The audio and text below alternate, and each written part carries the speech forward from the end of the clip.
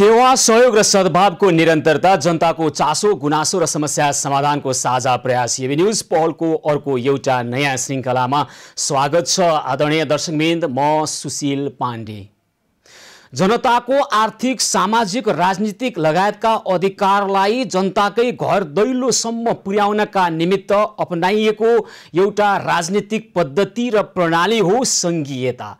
संघीयताको नाममा अहिले स्थानीय तहमा जसरी शक्ति र अधिकारहरू पुगेको छ, तर धेरै तथ्य र प्रमाणहरूले ती शक्ति र अधिकार जनताका निमित्त होइन, राजनीतिक दलका प्रतिनिधिहरू, जनप्रतिनिधिहरूले जसरी दुरुपयोग गरिरहेका छन्, त्यसले एउटा भयावह स्थितिको निर्माण गरिरहेको छ। त्यसमा लोकतन्त्र होइन, लुटतन्त्र स्थानीय तहमा मच्चिरहेको छ भन्दा अत्युक्ति नहुने खालको परिस्थिति सिर्जना भइरहेको छ। अबको 15 महिनापछि आउँदै गरेको स्थानीय तहको निर्वाचनलाई लक्षित गरेर पनि जसरी नेपालमा निर्वाचन विकृत भएको छ, जोसँग पैसा छ अथवा जसले धन खर्च गर्न सक्छ त्यसले नै राजनीतिक दलबाट टिकट पाउने र पैसा खर्च गरेर जनप्रतिनिधि बन्ने खालको स्थिति यस अगाडि जसरी देखियो त्यसकै निरन्तरता गर्नका निमित्त स्थानीय तहमा अहिले जनताको सेवा होइन, लुटतन्त्र मच्चाइरहेका छन्। केही अपवादलाई छाडेर अधिकांश जनप्रतिनिधि बन्नेहरू आखिर यो के भइरहेको छ? हामीले यस्ता थुप्रै प्रमाणहरू बेला बेलामा देखाइरहेका छौँ, पर्दाफास गरिरहेका छौँ यस्ता खालका घटनाहरूलाई र भनिरहेका छौँ यी घटनाहरू न्यूनीकरण हुनुपर्छ, यस्ता खालका लुटतन्त्रको अन्त्य हुनुपर्छ र जनताको सेवा गर्न भनेर जनताको मत लिएर निर्वाचित भएका जनप्रतिनिधिहरू जनताको सेवामा खटिरहनुपर्छ। तर त्यस्तो हुन सकिरहेको छैन। पछिल्लो समय अर्को एउटा नयाँ घटना आज बाहिर आएको छ। सप्तरीको बोदे बसाइन् नगरपालिकाले कोरोनाको महामारीको समयमा गरेको खर्च विवरणमा एउटै साबुन, एउटा सामान्य नुहाउने साबुनको मूल्य 3000 भन्दा बढी परेको छ। एउटा सामान्य पिपी सेटको मूल्य 26000 भन्दा बढी परेको छ। आखिर यो खालको खर्च विवरण कसरी सार्वजनिक भयो? आखिर के भइरहेको छ स्थानीय तहमा? पछिल्लो समय देखिएको एउटा दृष्टान्त मात्रै हो सप्तरी जिल्लाको बोदे बसाइन् नगरपालिकाको यो घटना। र यसमा हेर्दा देखिन्छ प्रमाणित गरेर सार्वजनिक गरिएको खर्च विवरणमा चैत्र 22 गते बोदे बसाइन् नगरपालिकाले 95 वटा एउटा सामान्य साबुन खरिद गरेको छ, जसको मूल्य लेखिएको छ 3,63,985 रुपियाँ। यस अनुसार एउटा साबुनको मूल्य 3,831 रुपियाँ 42 पैसा पर्दछ। त्यसै गरी यसको 4 दिनपछि चैत्र 22 गतेको 4 दिनपछि 1940 वटा साबुन किनिएको छ, जसको मूल्य लेखिएको छ 4,31,955 रुपियाँ। यस अनुसार हिसाब गर्दा थाहा लाग्छ एउटा साबुनको मूल्य 279 रुपियाँ 96 पैसा पर्यो। आदरणीय दर्शकवृन्द, तपाईँ हामी सबैलाई थाहा छ एउटा सामान्य 95 ग्रामको खुद्रा साबुनको मूल्य 30 रुपियाँ र 125 ग्राम तौल भएको साबुनको मूल्य बजारमा सामान्यतया 35 रुपियाँ पर्दछ। तर 3000 भन्दा बढी एउटै साबुनको कसरी पर्यो? कुरो यति मात्रै छैन, अन्य विभिन्न खर्च विवरणमा पनि समस्या छ। 22 चैत्रमा 7,07,192 रुपियाँमा 2804 वटा स्यानिटाइजर खरिद गरेको उल्लेख छ। त्यसै गरी 4 दिनपछि नै नगरपालिकाले फेरि 2040 पिस स्यानिटाइजर किनेको छ र यसको 6,22,440 रुपियाँ हिसाब देखाइएको छ। 4 दिन अगाडि र 4 दिन पछाडि एउटा स्यानिटाइजरको मूल्यमा 47 रुपियाँ 45 पैसाको फरक कसरी पर्यो? त्यसै गरी 28 वैशाखमा 75 पिस पिपी सामान्य पिपी खरिद गरिएको छ, जसको मूल्य लेखिएको छ 27,52,500। यसरी हिसाब गर्दा एउटा सामान्य पिपी सेटको 36,700 रुपियाँ परेको छ, जुन बजार मूल्यभन्दा अत्याधिक धेरै हो। र यस्तो हिसाब कसरी सार्वजनिक भइरहेको छ? र यसै गरी 1 पिस सर्जिकल मास्कको तपाईँ हामी सबैलाई थाहा छ बजारमा 5 रुपियाँ पर्छ एउटा मास्क खरिद गर्दा। 5 देखि धेरैमा 10 रुपियाँसम्म पर्ने यो मास्कको 80 रुपियाँ भनिएको छ र एउटा सामान्य पन्जा जुन चाहिँ निकै न्यून दरमा पाइन्छ त्यो 700 रुपियाँ भन्दा बढी राखिएको छ। आखिर सप्तरीको बोदे बसाइन् नगरपालिकाले यस्तो खालको हिसाब कसरी प्रमाणित गरेर सार्वजनिक भएको छ? आखिर के हुँदैछ? यो एउटा पछिल्लो एउटा दृष्टान्त मात्रै हो। कसरी हिसाब किताब सार्वजनिक भइरहेको छ, त्यहाँ कसरी खरिद बिक्री हुने गर्छ र त्यसो गर्दा कमिसनको चक्करमा कसरी फस्ने गरेका छन् स्थानीय तहका जनप्रतिनिधिहरू। र यसरी यी खालका तथ्यहरू हामी राख्दै गर्दा हामी भन्न सक्छौँ स्थानीय तहमा अहिले लोकतन्त्र होइन, लुटतन्त्र मचिरहेको छ। जनताको सेवा गर्न गएका जनप्रतिनिधिहरू अहिले जनताको सेवाको कुनै चासो छैन, लुटतन्त्रका नाइके भइरहेका छन्। हो, हामी यसै विषयमा कुराकानी गर्दैछौँ। सप्तरीको बोधे बसाइँ नगरपालिकाका नगर प्रमुख आतेश कुमार सिंह यादवसँग हामी कुराकानी गर्छौँ। यसको वास्तविकता के हो, हामी सोध्छौँ उहाँलाई किन यस्तो भयो। प्रमाणित गरिएको प्रतिलिपि हो यो खर्च विवरण, सामान्य एउटा कसैले हिसाब राखेको र गल्ती कमी कमजोरी भएको खर्च विवरण होइन। नगरपालिकाले प्रमाणित गरिसकेको खर्च विवरणमा जुन खालको अवस्था देखिएको छ, यसको रहस्य के हो, यसको यथार्थ के हो, हामी सम्बन्धित निकाय स्थानीय तह सप्तरीको बोधे बसाइँ नगरपालिकाकै नगर प्रमुख आतेश कुमार सिंह यादवसँग हामी कुराकानी गर्छौँ। हजुर यादवजी नमस्कार, कार्यक्रममा स्वागत छ यहाँलाई। हजुर हजुर, धेरै धेरै धन्यवाद हजुर। अनि हजुर के भएको यो तपाईँहरूको जुन मूल्य सार्वजनिक खर्च विवरण सार्वजनिक भएको छ, हेर्नुहोस् त एउटै साबुनको 3000 भन्दा बढी परेको छ, त्यसै गरी स्यानिटाइजर, त्यसै गरी सामान्य सर्जिकल मास्क, त्यसै गरी सामान्य पन्जा लगायतका कुराहरूमा जे जस्तो खर्च विवरण बाहिर आइरहेको छ, यो भएको के हो मेयर साहब? हजुर सर्वप्रथम त तपाईँको यो प्रिन्टिङ मिस्टेक हो हजुर। यसमा चाहिँ कर्मचारीहरू जस्तो हाम्रो नगरपालिकामा तपाईँको मोटामोटी सबै नयाँ दरबन्दी भएर आएका भर्खर नयाँ लोकसेवा पास गरेर आएका कर्मचारीहरू छन्। अब यिनीहरूको अब के भन्ने, सबै दोष त मेरै माथि हुने हो किनभने म नगरपालिकाको अभिभावक भएँ। तर पनि यो मेन चाहिँ प्रिन्टिङ मिस्टेक हो। तपाईँको चाहिँ यता पिसहरूमा तपाईँको के भन्छ यो कार्टुन लेख्नु पर्नेमा तपाईँको पिस जोड्या छ 95 कार्टुन हो हजुर। चाहिँ तपाईँको 95 तपाईँले दुईटा कुरा गर्नुभयो, एउटा यो प्रिन्ट मिस्टेक भयो, गल्ती भयो, त्यसो भए यो कसरी प्रमाणित हुन सक्यो? नगरपालिकाको यो हिसाब किताब खर्च विवरण टिप्पणी उठाएदेखि विभिन्न विभागमा गएर सम्बन्धित निकायले विभिन्न चरणमा हेरेर यसलाई प्रमाणित गर्ने चलन हुनु पर्थ्यो, यसो किन भएन? एउटा कुरा। अर्को तपाईँले भन्नुभएको छ त्यहाँ लेख्नुभएको छ लाइफ बोय सोप भनेर 95 पिस लेख्नु भएको छ। यो यदि कार्टुन हो भने त्यसको 4 दिनपछि तपाईँहरूले फेरि त्यही खालको साबुन किन्नुभएको छ 1440, त्यसै गरी 6912वटा अर्को साबुन किन्नुभएको छ। किन यो तपाईँहरूले एक दिन 95 कार्टुन किन्नुभयो भने फेरि 4 दिनपछि किन खरिद गर्नुभयो मेयर साहब? होइन, यो तपाईँको यो ठ्याक्कै तपाईँको जतिखेर कोरोनाको कहर थियो अलि सबै मान्छेहरूमा अलि डर त्रास थियो। अब हामीले अलि समस्या थियो सबै नगरवासीहरूलाई सेनिटाइजर घरै सेनिटाइजर र तपाईँको यो साबुन पुर्याउने। अनि हाम्रोतिर भन्नाले अलि लाइफ बोयको अलि चल्ती छ, अरू साबुन चाहिँ लाइफ बोयको अलि प्रचार हुन्छ। तपाईँको यो टिभी हिसाबले मिडिया हिसाबले लाइफ बोय चाहिँ अलि फेमस हो। अनि मान्छेको के हुन्छ भने तपाईँको लाइफ बोय लगायो भने तपाईँको अलि कीटाणुहरू मर्छ भनेर अब यता मागै भयो लाइफ बोय साबुन युज गर्ने भनेर। अनि त्यतिखेर तपाईँको हामीले चाहिँ सबैतिर सबै जस्तो छिमेकी जिल्लाहरूतिर गएर ठुलो डिलरसिपहरूमा गएर लाइफ बोय साबुन दिने भनेर माग गर्यो। तर के भयो भने तपाईँको सर्टेजको कारणले एउटै ठाउँबाट सबै सामान। त्यसो हो भने यो 95वटा कार्टुन हो भने एउटा कार्टुनमा कतिवटा साबुन हुन्छ र त्यो हिसाब मिल्छ?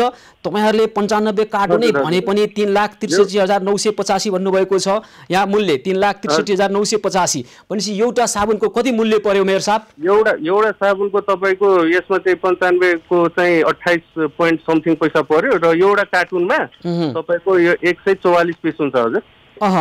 भनेपछि जम्मा कति किन्नुभयो 95 कार्टुनमा? 95 कार्टुनमा किन्यो हजुर। यो चाहिँ तपाईँको यो सिराहा जिल्लाबाट यो किन्या हो। त्यहाँ फेरि यो कतिवटा साबुन किन्नुभयो? 95 कार्टुन हजुर, 95 कार्टुन। त्यो कार्टुनमा कति थियो त जम्मा साबुन कति थियो? फेरि 1440 पछि किन्नु भएको छ, त्यसपछि फेरि 6912वटा साबुन पछि किन्नु भएको छ। यस्तो हजुर, यो 95 कार्टुनले पुरै नगरपालिकाको हरेक घरधुरी हरेक घरमा चाहिँ साबुन पुर्याउन असम्भव भयो। त्यो त कति थियो त 95 कार्टुनमा कतिवटा साबुन थियो? 144 × 95 गर्दाखेरि अब त्यो मोटामोटी हजुर चाहिँ 101 कार्टुनमा 144 पिस हुन्छ हजुर। टोटल 13,680 पिस हजुर। 13,000 साबुन पहिला किन्नुभयो, त्यसपछि 1440 पछि किन्नुभयो अनि 6,912 फेरि किन्नु भएको छ तपाईँहरूले होइन? हजुर हजुर। भनेपछि अनि हिसाब मिल्छ यसो गर्दा चाहिँ? मिल्छ हजुर। यसमा के भन्छ भने तपाईँको यो 95 वटा कार्टुन खरिद गर्दाखेरि तपाईँको 28 रुपियाँ समथिङ कति पैसा हुन जान्छ हजुर। ल त्यसो हो भने फेरि 1440 कार्टुन हो कि 1440 वटा हो त पछि किन्नु भएको छ नि? पछि किन्दाखेरि हजुर तपाईँको यो अर्को चाहिँ तपाईँको हामीले किन गरेको भनेको अर्को हजुर दुईटा अर्कोमा चाहिँ तपाईँको अर्कोमा चाहिँ तपाईँको 6000 हजुर यो 6912 पिस किन्यौँ। होइन त्योभन्दा अगाडि म सोध्छु तपाईँको त्यहाँ म देखिरहेको छु लाइफ बोय साबुन भन्नुभएको छ 1440 पिस लेख्नु भएको छ, त्यसको 4,31,955 भन्नुभएको छ मेयर साहब है। 4 दिनपछि यो चाहिँ मिस्टेक हो हजुर, यो चाहिँ मिस्टेक हो। आज फेरि हामीले पत्रकार सम्मेलन गरेर हजुर अनि आज नयाँ लिस्ट प्रकाशित गरेछौँ। यसको तपाईँको सबैको बिलहरू सहित हामीले प्रकाशन गर्यौँ। यसो गर्दा 4,31,955 रुपियाँमा यदि 1440 वटा साबुन किनेको हो भने एउटा साबुनको 279 रुपियाँ 96 पैसा पर्न जान्छ। यो हजुर यो तपाईँको खरिदै भएको छैन, यो तपाईँको प्रिन्टिङ मिस्टेक भएको। हामीले अर्को खरिद गर्दाखेरि 6,912 पिस खरिद्दाखेरि 26.60 पैसा मूल्यमा पर्नको हजुर।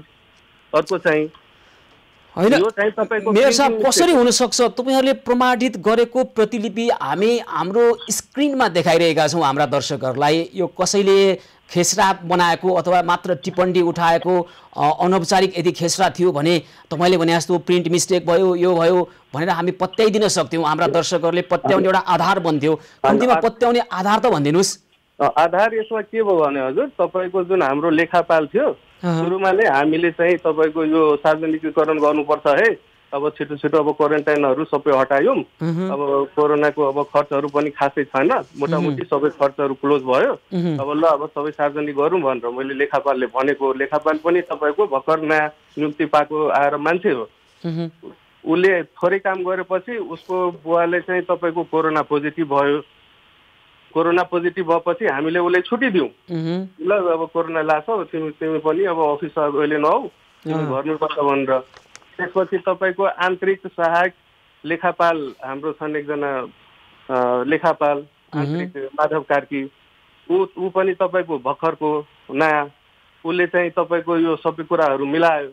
अब प्रमाणीकरण गर्ने बेलामा अब यो प्रमाणित भनेर रातो मसीले लेखेको चाहिँ कसले त? ऊ चाहिँ तपाईँको हाम्रो प्रमुख प्रशासकीय अधिकृत पनि बिदामा थियो, हाम्रो उपसचिव तपाईँको गजेन्द्रनाथ शर्माज्यू।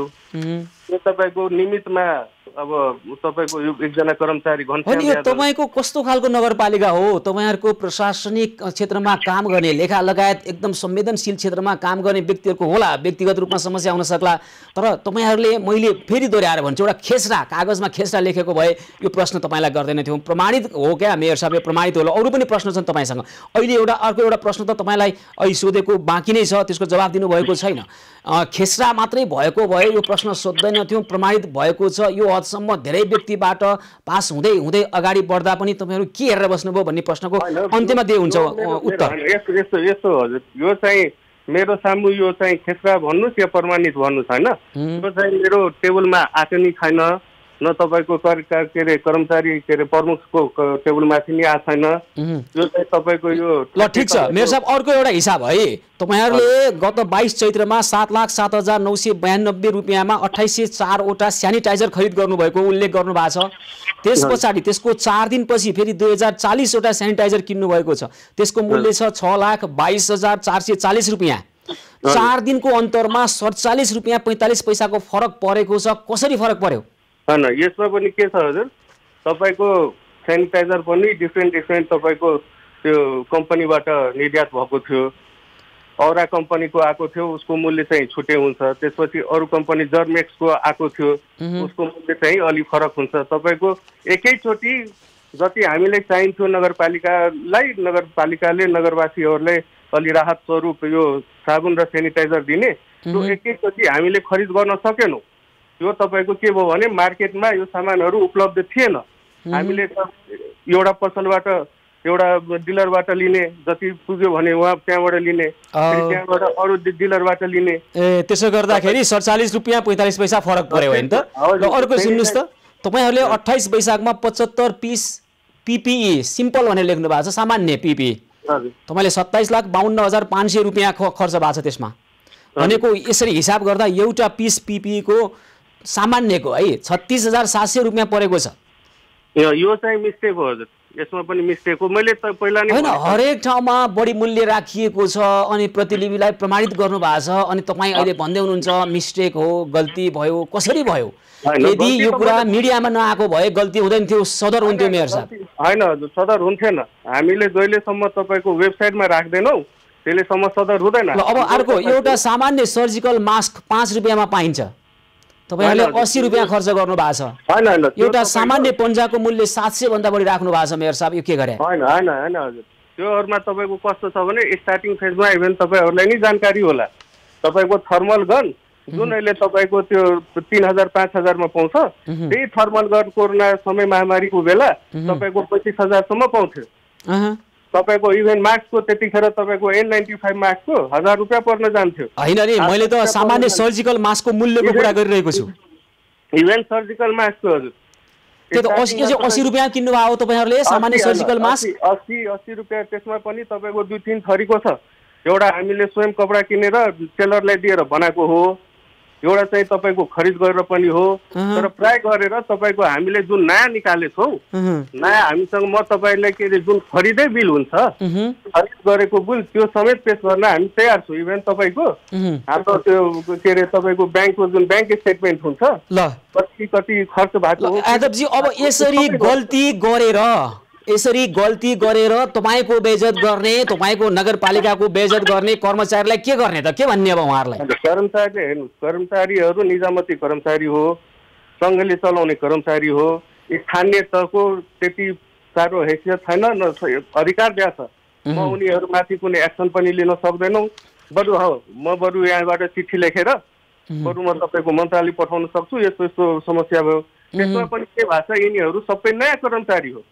हैन, नयाँ कर्मचारी भने पनि तपाईहरुले बाटोमा गएर टपक्क टिपेर ल्याएका कर्मचारी त होइनन् नि त। लोकसेवा पास गरेका छन्, त्यसपछि एउटा चाहिने जति दक्षता अभिवृद्धि गर्नको लागि तालिम लिएका छन्, स्टाफ कलेज तालिम सकेर आएका छन्। यो हदसम्मको काम भएको छ, एउटा विषयमा होइन, एउटा विषयमा होइन मेयर साहब। यो चाहिँ जोस त मलाई दिनु मिलेन हजुर, त्यो त लोकसेवा निकायले सोध्दा हुन्छ कुन हिसाबले तिमीहरुले जागिर दियो भनेर। अब उनीहरुले मेरो हाम्रोतिर पोस्टिङ दियो, हामीले उनीहरुले यता राख्यो। मैले त आफै तर एउटा हामीलाई 70 को तपाईकै नगरपालिकाबाट गुनासो आइरहेको छ। यो यदि मिडियामा नआएको भए, हामी यसरी नचिच्याएको भए तपाईहरु यसलाई नै सदर गरेर सब बाडी चुडी बाँड्नु हुन्थ्यो। र अहिले मिडियामा आइसकेपछि तपाई बहाना खोजिरहनु भएको छ, यो गल्ती भयो भनेर कर्मचारीलाई आरोप गरेर लगाइरहनु भएको छ। आरोप हैन, त्यसमा त मेरो केही भूमिकै छैन नि त। तपाईको प्रमाणीकरण मैले त गरे हैन। प्रमाणीकरण मैले गरेको भए मलाई दोष लगाउनुहुन्छ तपाईले। न मैले पिकनिक सदर गरेछ, न मैले केही गरेछ। यो सुन्नुस् न, तपाईले प्रमाणीकरण नगरे पनि जुन निकायबाट प्रमाणित हुनुपर्ने हो यो खर्च विवरण प्रमाणित भइसकेको छ। हैन, प्रमाणित भइसके पनि वेबसाइटमा गएको छैन। तपाईको एउटा कुरा हाम्रो चाहिँ के हुन्छ भने वेबसाइटमा राखेपछि प्रमाणीकरण हुन्छ। ल अब मेयर साहब अन्त्यमा अब तपाईले जे भनिरहनु भएको छ कर्मचारीबाट मात्रै गल्ती भएको हो, नियत यसमा खराब छैन भने यो तपाईले प्रमाणित गर्नुस्। हामी यो कुरालाई यसै छाड्दैनौँ। अन्य ठाउँमा पनि यस्ता विषयहरू उठिरहेका छन्, हामी ल्याउने छौँ मेयर साहब। म त हैन हजुर, म त तपाईले स्वयं भनिरहेको छु, खरिद बिलै म पेश गर्न तयार छु। तपाईलाई म अहिले नै खरिद बिल दिन तयार छु। ल हुन्छ। तपाईको यसमा अर्को सबभन्दा ठुलो मिस्टेक के भएको छ भने हाम्रो टोटल खर्च 1,27,00,000 हाराहारी भएको हो। अब यसमा हेर्नुस् कतिसम्म मिस्टेक। 2,21,34,34,003 रुपियाँ खर्च भएको छ। माथिको हैन, माथिको खर्च र तलको खर्च विवरण त मिलिया छ, त्यसकारण जनसङ्ख्या बढ्यो। हैन हैन हजुर, त्यो मैले पनि अस्ति नै भनिसकेको थिएँ। यसमा समस्या के भयो भने लेखापाल पनि रहेन, तपाईको प्रमुख प्रशासकीय अधिकारी। हुन्छ मेयर साहब, हामी यो कुरालाई यसै छाड्दैनौँ, फेरि फलोअप गर्छौँ। यहाँलाई धन्यवाद छ। 70 को बोदेव साइन नगरपालिकाका नगर प्रमुख आतेश कुमार सिंह यादव यतिखेर हामीसँग कुराकानी गर्दै हुनुहुन्थ्यो।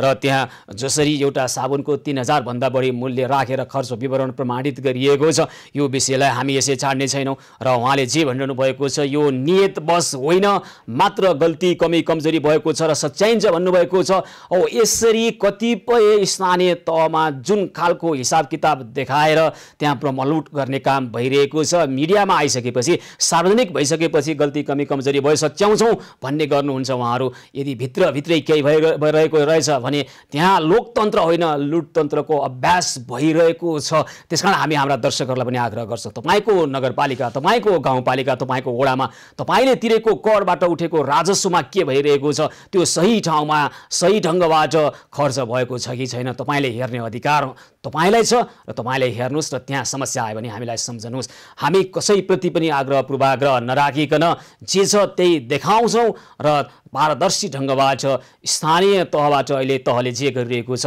त्यो देखाउनेछौँ। दर्शकबिन हामीसँग अन्य थुप्रै खालका समस्या छन्, मात्र समस्या होइन समस्या समाधानका पहलसहित हामी आउनेछौँ। सेवा सहयोग र सद्भावको निरन्तरता, जनताको चासो गुनासो र समस्या समाधानको साझा प्रयास एभेन्यूज पहलको आजको अर्को एउटा नयाँ श्रृङ्खला निरन्तर जारी रहनेछ। हामीसँगै रहनुहोला। लोकतन्त्र भनेको सुशासन हो, पारदर्शिता हो। जति बढी सुशासनलाई प्रवर्धन गर्न सकियो र पारदर्शी बनाउन सकियो हरेक क्रियाकलापलाई, लोकतन्त्र त्यतिकै बलियो हुन्छ। अझ जनताको करबाट पालिएका र लाभको पदमा बसेका व्यक्तिहरू जति पारदर्शी हुन सक्यो, उहाँहरूको सम्पत्ति विवरण लगायत अन्य क्रियाकलाप जति जनतामा पारदर्शी भयो, त्यति नै विश्वास बढ्छ लोकतन्त्र जनताको। तर लोकतन्त्रको प्रवर्धन गर्न भन्दै सरकार यतिखेर आफ्नै मन्त्री परिषदका सदस्यहरूको सम्पत्ति विवरण लुकाइरहेको छ। देशको हरेक ऐन कानुन र देशका हरेक नियम कानुन लोकतन्त्र सापेक्ष हुनुपर्छ, तर अनेक बहानामा सरकार अहिले जसरी आफ्नै मन्त्री परिषदका केही मन्त्रीहरूको सम्पत्ति विवरण गोप्य राख्ने हरकतमा उत्रिएको छ, यसलाई के भन्ने? गोप्यताले होइन, पारदर्शिताले र सामान्य एउटा व्यक्तिको होइन, जनताको करबाट पालिएका लाभका पदमा बसेका मन्त्रीज्यूहरूको सम्पत्ति बढ्यो या घट्यो हेर्न पाउने लोकतान्त्रिक अधिकार सार्वभौम सत्ता सम्पन्न नेपाली जनतालाई निध छ। कुनै ऐनले कुनै कानुनले छेक्न मिल्दैन। संविधानको मर्म पनि त्यही हो र संविधानका केही अमुक धारा अथवा ऐनमा काहीँ गरिएका व्यवस्थाको नाममा लोकतन्त्रको मर्ममाथि प्रहार गर्नु त्यो निन्दनीय छ। हामी यसै सम्बन्धमा तयार पारेको एउटा सामग्री सर्वप्रथम हाम्रा दर्शकहरू समक्ष प्रस्तुत गर्छौँ र त्यसपछि हामी सुशासन र पारदर्शिताको यो कस्तो अभ्यास हो यस सम्बन्धमा ट्रान्सपेरेन्सी इन्टरनेसनल नेपालका अध्यक्ष खेमराज रेग्मीसँग पनि छोटो कुराकानी गर्छौँ। सर्वप्रथम हेरौँ यस सम्बन्धमा तयार पारिएको एउटा यो सामग्री। भ्रष्टाचार निवारण ऐन 2059 को दफा 50 को उपदफा 1 मा स्पष्ट लेखिएको छ, सार्वजनिक पद धारण गरेको व्यक्तिले त्यस्तो पद धारण गरेको मिति लिएर यो दफा प्रारम्भ हुँदाका बखत सार्वजनिक पदमा बहाल रहेका व्यक्तिले यो ऐन प्रारम्भ भएको मितिले 60 दिनभित्र र त्यसपछि हरेक आर्थिक वर्ष समाप्त भएको मितिले 60 दिनभित्र आफ्नो वा आफ्नो परिवारको नाममा रहेको सम्पत्तिको स्रोत वा निस्सा सहितको अद्यावधिक विवरण नेपाल सरकारले नेपाल राजपत्रमा सूचना प्रकाशन गरी तोकेको निकाय वा अधिकारी समक्ष पेश गर्नुपर्नेछ।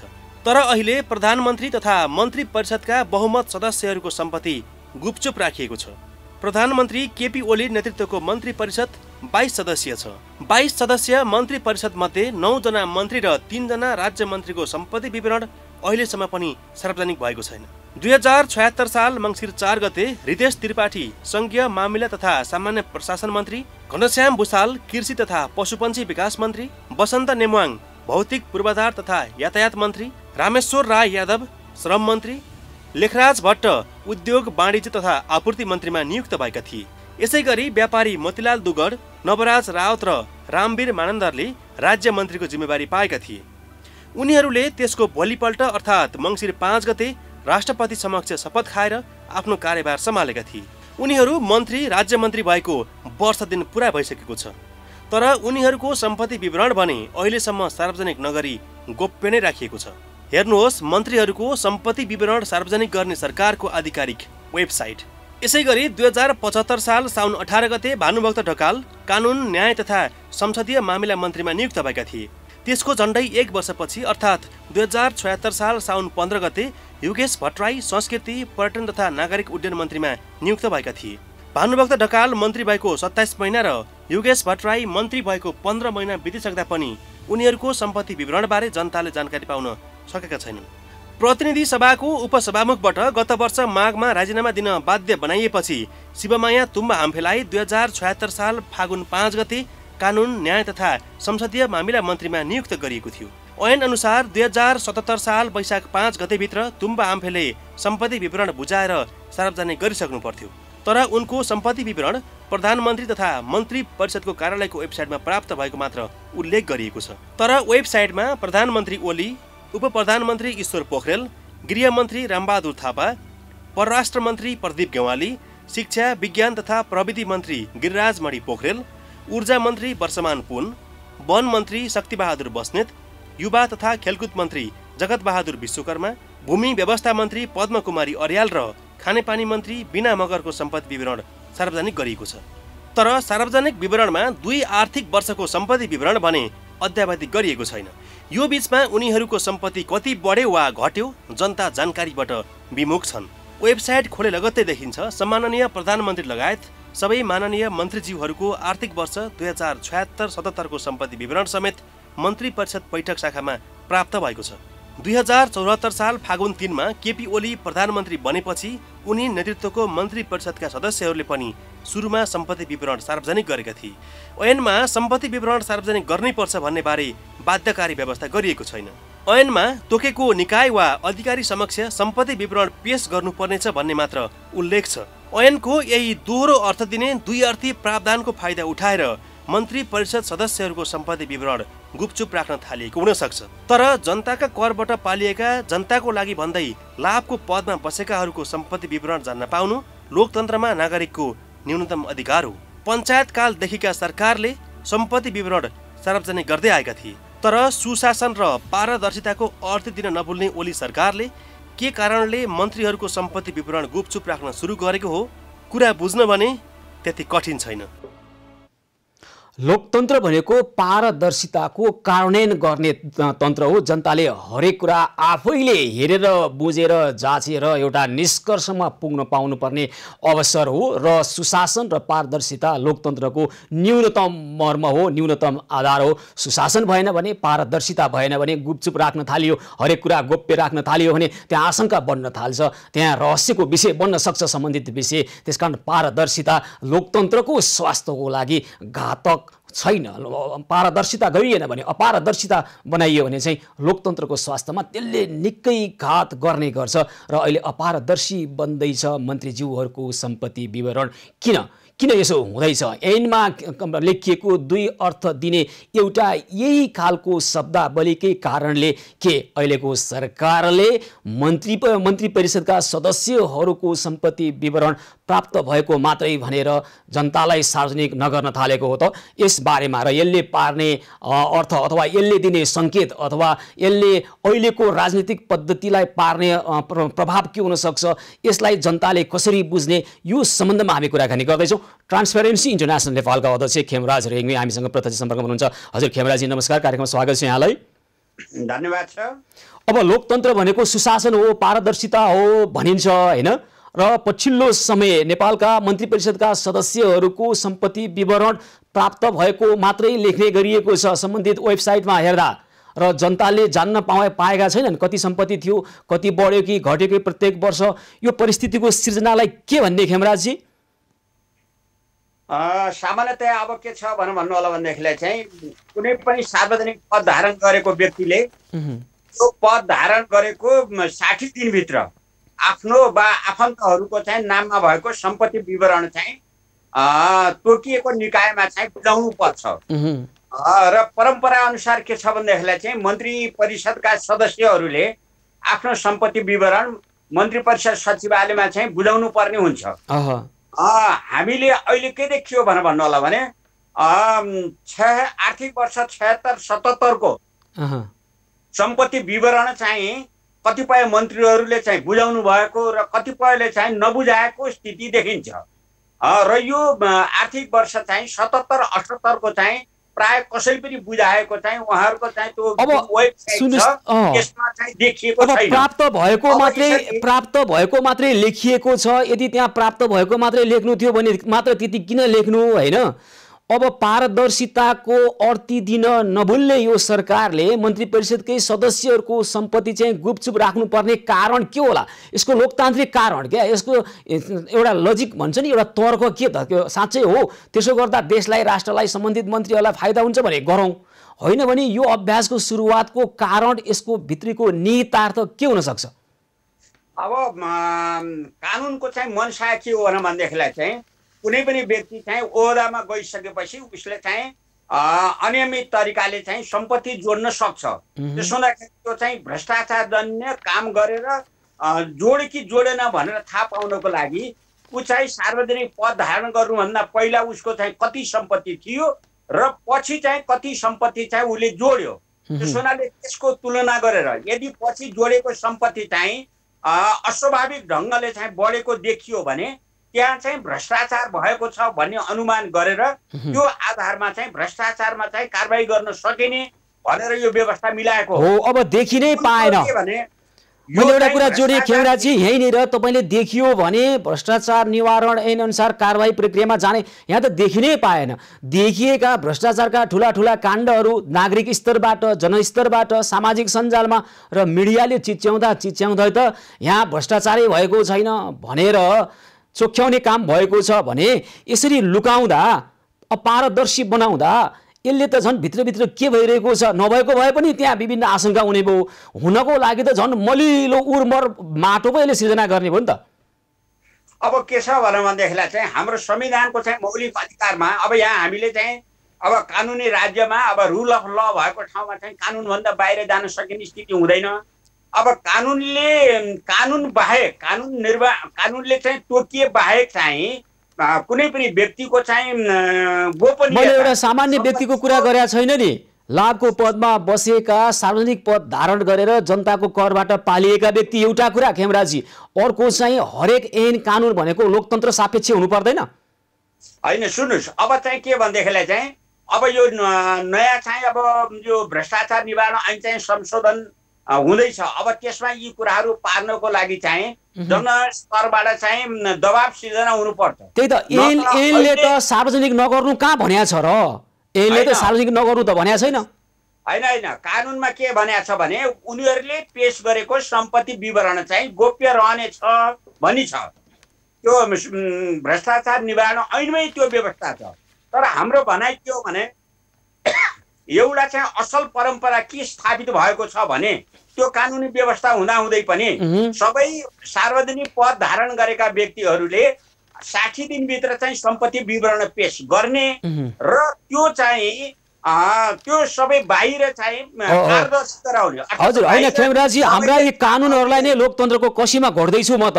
लोकतन्त्र सापेक्ष हुनुपर्छ हरेक कानुनहरू। कानुनमा यस्तो लेखेको छ भन्ने बहानामा अपारदर्शी खालको शासन व्यवस्थालाई निरन्तरता दिने भने लोकतन्त्र कसरी हुन्छ? त्यसकारण एकदम ठिक भन्नुभयो। वास्तवमा प्रजातन्त्रमा पारदर्शिता हुनुपर्छ। सार्वजनिक पद धारण गरिसकेपछि त्यो व्यक्ति भनेको चाहिँ सार्वजनिक व्यक्ति हो। त्यसो हुनाले उसले गरेका कामहरू पारदर्शी हुनुपर्छ। अब यो भनौँ न भ्रष्टाचार निवारण ऐनमा भएको पेश गरेका सम्पत्ति चाहिँ गोप्य रहनेछ भन्ने आधारमा अहिलेसम्म चाहिँ मन्त्रीहरूले आफ्नो सम्पूर्ण सम्पत्ति चाहिँ सार्वजनिक गर्थे। फलानु मन्त्रीको यति जग्गा, यति घर, यति चाँदी भनेर गर्दै आएको। अब हामी चाहिँ झन् अगाडि जानु पर्नेमा अब चाहिँ विवरण पनि एक त सम्पत्ति विवरणै पेश नगर्ने र पेश गरेकाहरूले पनि उनीहरूको के कति सम्पत्ति हो भन्ने कुरो चाहिँ बाहिर सार्वजनिक नगर्ने, जनताले थाहा नपाउने। हजुर हुन्छ खेमराजी, यो खालको परिस्थितिलाई लोकतन्त्र भनिन्न। लोकतन्त्रमा पारदर्शिता हुनुपर्छ। खेमराजी, हामी यो विषयलाई यसै छाड्नेछौँ, पछि पनि उठाउनेछौँ। यहाँलाई अहिलेलाई धेरै धेरै धन्यवाद। हस् धन्यवाद। हस् धेरै धेरै धन्यवाद छ। ट्रान्सपेरेन्सी इन्टरनेसनल नेपालका अध्यक्ष खेमराज रेग्मी यतिखेर हामीसँग कुराकानी गर्दै हुनुहुन्थ्यो। विशेष गरी मन्त्री परिषदका सदस्यहरूको पछिल्लो 76-77 आर्थिक वर्षमा जसरी सम्पत्ति विवरणलाई लुकाउने गरिएको छ र योभन्दा अगाडि पनि सार्वजनिक भएका मन्त्री र सम्माननीय प्रधानमन्त्री लगायतका व्यक्तिहरूको सम्पत्ति विवरण सार्वजनिक गर्ने गरिएको थियो, अहिले लुकाउने गरिएको छ। यसले सुशासन होइन कुशासन, पारदर्शिता होइन अपारदर्शितालाई सम्वर्धन गर्छ र लोकतन्त्रलाई कमजोर बनाउँछ। हरेक नियम कानुन कानुन लोकतन्त्र सापेक्ष हुनुपर्छ हो त्यसकै अभ्यास गर्नुपर्छ। ऐन नियममा लेखेका दुई अर्थी अर्थ लगाएर आफू पक्षीय अथवा अझै अपारदर्शी बन्ने र हरेक कुरा रहस्यमा राख्दा यसले जनताप्रति झन् एक खालको शङ्का बढाउने, जनताले शङ्काको दृष्टिकोणले हेर्ने वातावरण बन्न सक्छ। र दर्शकवृन्द, हामी अब मन्त्रीज्यूहरूको अवस्था यो छ, सम्पत्ति विवरण लुकाउने खालको परिस्थिति सिर्जना गरिएको छ। व्यक्तिगत रूपमा मन्त्रीज्यूहरूको दोष नहुन सक्छ। यसमा हामी जस्तो पद्धतिको कुरा गरिरहेका छौँ यो पद्धतिमा अपारदर्शिताको अभ्यास भइरहेको छ यतिखेर, र स्थानीय तहको कुरा त हामीले देखाइ नै हाल्यौँ।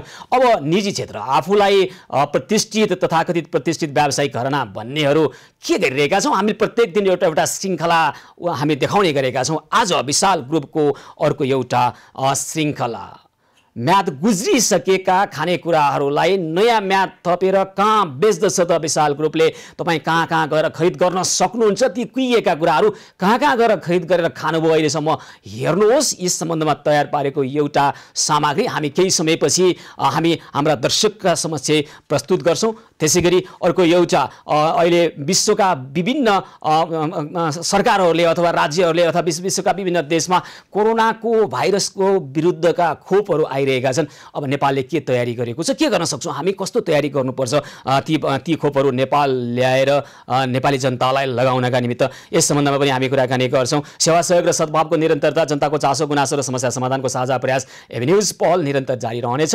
हामीसँगै रहनुहोला।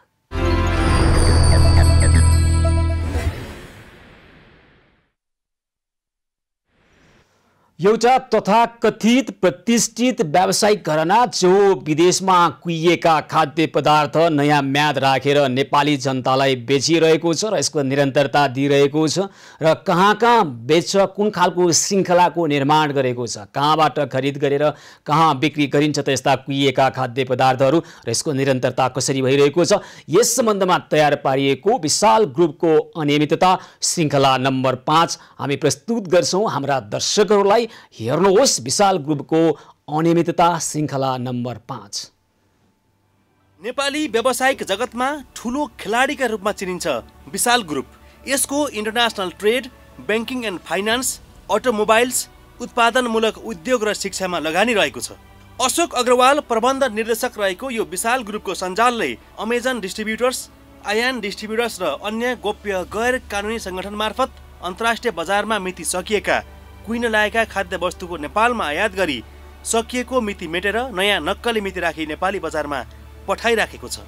उता पछिल्लो समय नेपाली समाजमा सामान किन्न सुपरमार्केट र बिग मार्टहरूमा जाने प्रचलन बढ्दो छ।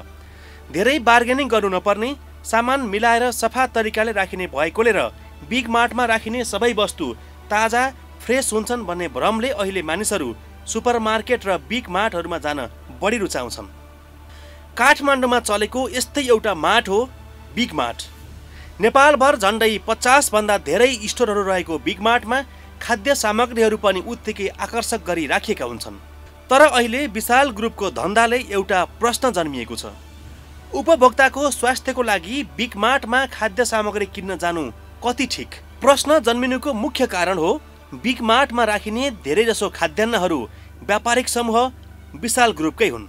विशाल ग्रुपलाई नजिकबाट अध्ययन गरेका एक जानकार भन्छन् लकडाउनको समयमा होस् या त्यसभन्दा अगाडि सामानहरूको मिति सकिएपछि विशाल ग्रुपले आफ्ना मिति सकिएका सामानहरूमा नयाँ मिति थपेर बजार पठाइराखेको थियो, जुन कुरा प्रहरीले असोज 15 गते फेला पारेको छ।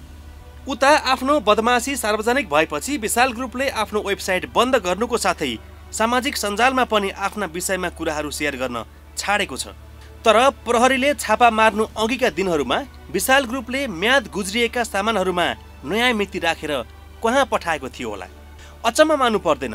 कुहिएका मिति सकिएका ओरियो बिस्कुट, स्निकर्स चकलेट, बालबालिकाले खाने बर्नभिटा, हर्लिक्स, आलु चिप्स, ट्याङ जुस लगायत म्याद गुज्रिएका खाद्य वस्तुमा नयाँ मिति हाल्दै विशाल ग्रुपकै स्वामित्वमा रहेको बिग मार्टमा पनि यस्ता सामान पठाउने गरेको स्रोतको दाबी छ।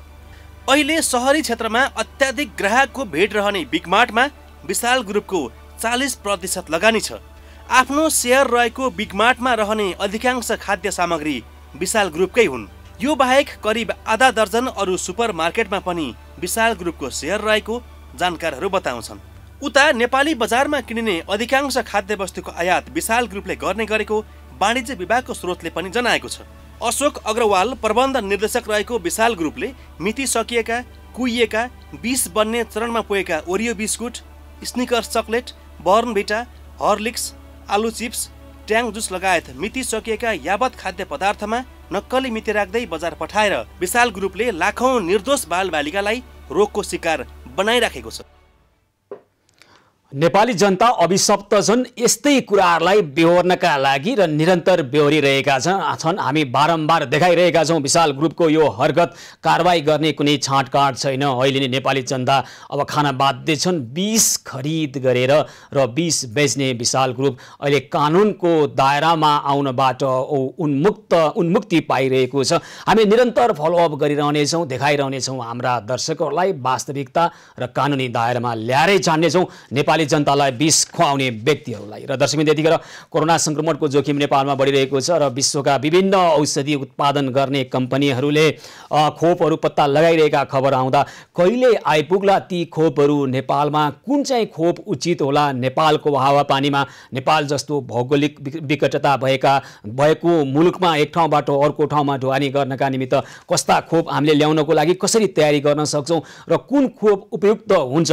अमेरिकी औषधि निर्माता कम्पनी फाइजर र अमेरिकाकै बायोटेक्नोलोजी कम्पनी मोडर्नाले बनाएको खोप mRNA 1273 नामको यो खोप नेपालमा उपयुक्त हुन्छ भन्ने कुरा चल्दै गर्दा अमेरिकामा बसेर डाक्टरी पेसा अपनाउनु भएका एकजना नेपाली मूलका डाक्टर सुदीप खड्कासँग हामी यस विषयमा कुराकानी गर्छौँ। हजुर डाक्टर खड्का नमस्कार, कार्यक्रममा स्वागत छ यहाँलाई।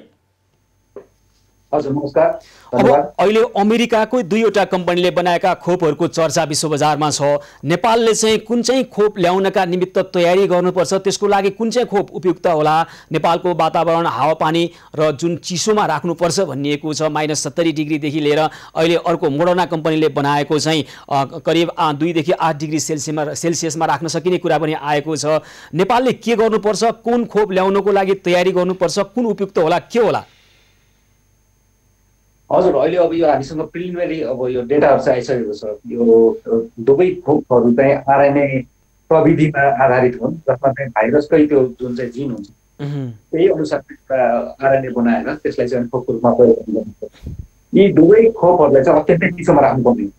अत्यन्तै चिसो भन्नाले एउटा खोपलाई चाहिँ हामीहरूले करिब -70 डिग्रीमा भनेको भने अर्को खोपलाई चाहिँ करिब 20 डिग्रीमा भनेको र यो खोपलाई एकपटक फ्रिजबाट निकालिसके पछाडि 2 घण्टाभित्र लगाइसक्नुपर्ने हुन्छ। त्यसैले गर्दाखेरि यसका लागि ठुला चुनौतीहरू छन्। पहिलो चुनौती चाहिँ के हुन्छ भने यसलाई चाहिँ हामीहरूले कसरी अब यसलाई त्यसको चाहिँ अब सुरक्षित भण्डारण गर्ने, त्यसको लागि चाहिँ 80 डिग्रीभन्दा कम भएको हामीलाई चिज चाहिन्छ, जुन आफैमा नेपालमा निकै नै कम मात्रामा उपलब्ध छ। अर्को के हुन्छ भने यसलाई एक ठाउँबाट अर्को ठाउँमा ल्याउनु, जस्तो कि अब हामीहरू ल्याएर एउटामा हार्यौँ भनेपछि अथवा खोपलाई त्यसपछि हस्पिटलमा लैजाने कसरी, त्यसपछि हस्पिटलदेखि लिएर गाउँका स्वास्थ्य चौकीमा लैजाने कसरी, त्यो पनि ठुलो चुनौतीको रूपमा हुन्छ। अब डाक्टर खड्का फाइजर कम्पनीले उत्पादन गरेको होइन यो चाहिँ करिब -70 डिग्रीसम्म राख्न सक्ने भएको पर्ने बाध्यता भएका कारणले यो नेपाल जस्तो हावापानी अथवा हाम्रो जुन खालको अवस्था छ यसमा त्यति धेरै यो प्रभावकारी नहुने खालका कुरा आइरहेका छन् र अमेरिकाको बायोटेक्नोलोजी कम्पनी मोडर्नाले बनाएको खोप जुन चाहिँ 94.5% प्रभावकारिता देखिएको भनिएको छ र यो खोप चाहिँ 2 देखि 8 डिग्री सेल्सियसमा 3 दिनसम्म र कोठाको तापक्रममा 24 घण्टासम्म सुरक्षित रहन सक्ने भन्ने कुरा आएको छ। के चाहिँ यो चाहिँ बढी उपयुक्त हुन सक्ने र यही खोप नेपाल ल्याउनको लागि चाहिँ हामीले प्रयास गर्नुपर्ने हो? हजुर अहिलेको अवस्थामा चाहिँ अब हामीले यो खोपको लागि मात्र होइन अन्य केही खोपहरू पनि छन्, त्यसको लागि पनि तयारी गर्नुपर्ने हुन्छ। यसको लागि चाहिँ अब सरकारी तवरमा नै विस्तृत रूपमा अध्ययन गरेर नेपालमा हामीसँग के कस्तो अब यो प्रविधिहरू उपलब्ध छन्, त्यसका लागि चाहिँ कस्तो तयारी गर्नुपर्ने हो, ती सबै कुराहरूमा चाहिँ यो गृह कार्य गर्न ढिलो भइसकेको छ। हामीहरूले पटक आवाज पनि उठाइराखेका छौँ यो विषयमा र अहिले आएर त्यो भनेको गृह कार्य भनेको के गर्नु पर्यो, हामीले के गर्नुपर्छ नेपालले भन्नुस् त? हजुर मुख्य रूपमा चाहिँ यो अब यो त्यही अब सुरक्षित भण्डारण र यसको चाहिँ अब यो ट्रान्सपोर्टेसनको लागि एक ठाउँबाट अर्को ठाउँमा पुर्याउने कसरी गर्ने भन्ने कुराहरूमा चाहिँ निकै चुनौतीपूर्ण छ। अनि खोप ल्याउनको लागि चाहिँ सहज छ, जस्तै अहिले अब त्यहाँ उत्पादन भएको मोडर्नाले उत्पादन गरेको खोप ल्याउनको लागि चाहिँ सहज छ, सहज ढङ्गबाट उपलब्ध हुन सक्छ? सहज ढङ्गले उपलब्ध हुन अहिलेलाई गाह्रै छ। अहिलेको अवस्थामा पनि अब यो भर्खरै प्रिलिमिनरी डेटा आएको छ। त्यसपछि अब यो महिनाको अन्त्यसम्ममा चाहिँ यसको लागि चाहिँ यो आपतकालीन प्रयोगको लागि यसको चाहिँ हामी स्वीकृति लिने प्रक्रियामा जान्छ। त्यसको 1 महिनाभित्र चाहिँ करिब अमेरिका जस्तो देशमा अथवा जुन ठाउँमा उत्पादन भइराखेको छ त्यहाँ चाहिँ उपलब्ध हुन सक्ला। अमेरिकामै पनि हामीहरूले चाहिँ के प्रक्षेपण गरिराखेका छौँ भने यो कम्ती पनि अर्को 6 महिनासम्मको लागि चाहिँ सर्वसुलभ रूपमा उपलब्ध हुँदैन। त्यो अवस्थामा चाहिँ नेपालमा केही सीमित सङ्ख्यामा चाहिँ अब यो मानवीयताको आधारमा अब उपलब्ध हुन सक्ला, तर पनि अब यो सम्पूर्ण जनसङ्ख्यालाई पुर्याउने गरी चाहिँ उपलब्ध हुँदैन। भनेपछि नेपालमै आउनको लागि चाहिँ अब कति महिना जति लाग्ला? अब कम्तीमा पनि यो अर्को गर्मी महिनादेखि लिएर 1 वर्षको समयसम्म लाग्न सक्छ। त्योभन्दा अगाडि ल्याउनको लागि केही प्रयास गर्न सकिन्न? त्योभन्दा अगाडि चाहिँ मैले भने जस्तो अब यो ह्युमेनिटेरियन आधारमा जस्तो अब केही सीमित सङ्ख्यामा अब फ्रन्टलाइनमा काम गर्ने व्यक्तिहरूको लागि अब यो अति नै जोखिममा भएका व्यक्तिहरूको लागि प्रयोग गर्ने भनेर चाहिँ केही अब यो सहयोगको रूपमा चाहिँ उपलब्ध हुन सक्ला। तर होइन, जस्तै हामीले पनि ज्येष्ठ नागरिकहरूलाई अथवा अलि लामो समय औषधि खाइरहेका जोखिम समूहलाई लगाउनको लागि ल्याउन सक्छ कि सक्दैनौँ त्योभन्दा अगाडि नै? हजुरको प्रश्न अलिक बुझिएन। होइन, जोखिम समूहहरूको लागि प्रयोग गर्नको लागि चाहिँ हामीले छिटोभन्दा छिटो ल्याउन सक्छौँ नि, होइन?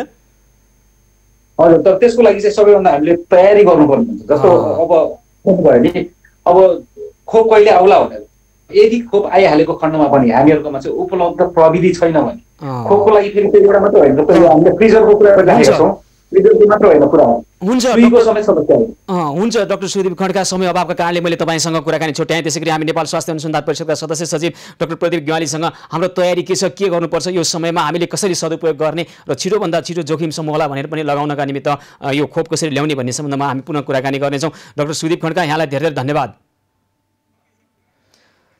हस्, हामी डाक्टर सुदीप खड्कासँग कुराकानी गर्दै थियौँ। यतिखेर अमेरिकामा उत्पादन भएका खोपहरू नेपालको जोखिम समूहमा लगाउनका निमित्त भने छिटोभन्दा छिटो ल्याउनुपर्ने आवश्यकता छ। दर्शकवृन्द, आज हामीले उठाएका यी विषयहरू हामी कतिपय विषयलाई पनि फलोअप गर्नेछौँ। भोलि पनि हामी यस्तै विषय मात्र लिएर आउने छैनौँ, मात्र समस्या लिएर आउने छैनौँ, समस्या समाधानको पहलसहित उपस्थित हुनेछौँ। सेवा, सहयोग र सद्भावको निरन्तरता, जनताको चासो गुनासो र समस्या समाधानको साझा प्रयास एबी न्युज पहलको आजको कार्यक्रमको समय सकिएको छ। कार्यक्रमबाट म सुशील पाण्डे लगायत सम्पूर्ण टिमलाई बिदा दिनुहोस्। यहाँहरू भने खबरभित्रको खबर र एबी न्युज पहलका निमित्त हेर्दै गर्नुहोला एबी न्युज खबर। हस्त, नमस्कार।